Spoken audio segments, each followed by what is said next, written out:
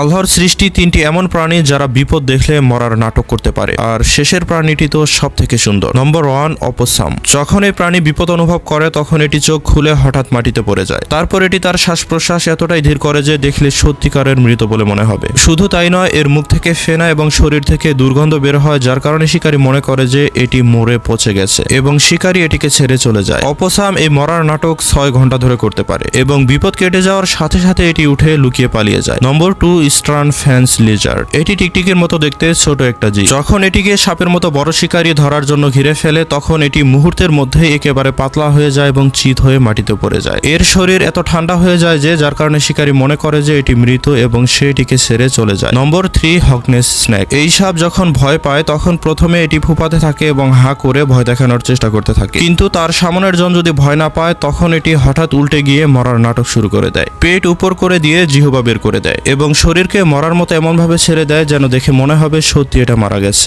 আপনি যদি এটিকে সোজা করার চেষ্টা করেন তাও এটি আবার উল্টে যাবে, ব্যাস শুধু এটা দেখানোর জন্য যে আমি তো মরে গেছি। নিশ্চয়ই আল্লাহ তাআলার সৃষ্টি বড়ই অদ্ভুত। তো বন্ধুরা, এরকম ভিডিও পেতে অবশ্যই সাবস্ক্রাইব করুন।